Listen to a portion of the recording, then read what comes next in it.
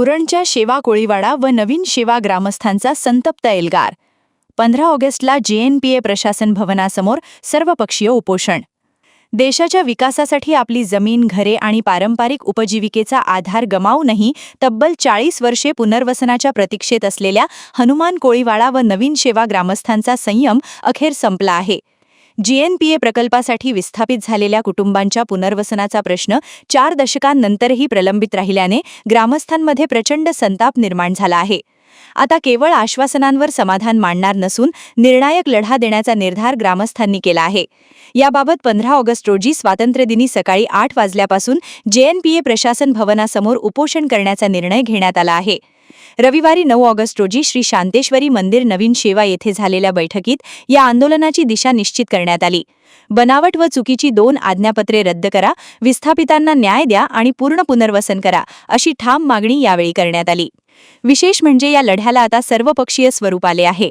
शिवसेना, भाजप, काँग्रेससह विविध पक्षांचे पदाधिकारी व कार्यकर्ते उपोषणात सहभागी होणार असल्याचे बैठकीत स्पष्ट झाले आहे. त्यामुळे 4 दशकांपासून रखडलेल्या पुनर्वसनाच्या प्रश्नावर प्रशासनासमोर मोठे आव्हान उभे राहण्याची शक्यता आहे. नवीन शेवा आणि हनुमान कोळीवाडा हे दोन्ही गावं एकच आहेत आणि आम्ही खरे म्हटलं तर दोन्ही गावाचे नागरिक आम्ही भाऊ म्हणून आज या ठिकाणी एकत्र आलेलो आहोत.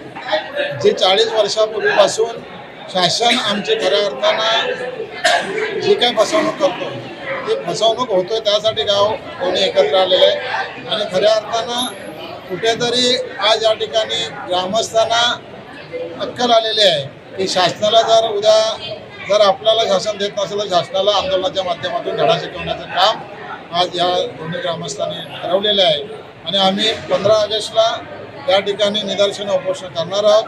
तोपर्यंत शासनाने जर आमची बैठक लावून आम्हाला न्याय मिळवून देण्यासाठी जर त्याने आमच्या मागण्या मान्य केल्या तर नक्कीच चांगलं होईल. पण आजची परिस्थिती बघितली तर शासन हा चक्क खोटारडा, जे JR काढले ते JR लपवतात आणि नवीन JR काढून आमची फसवणूक करतात.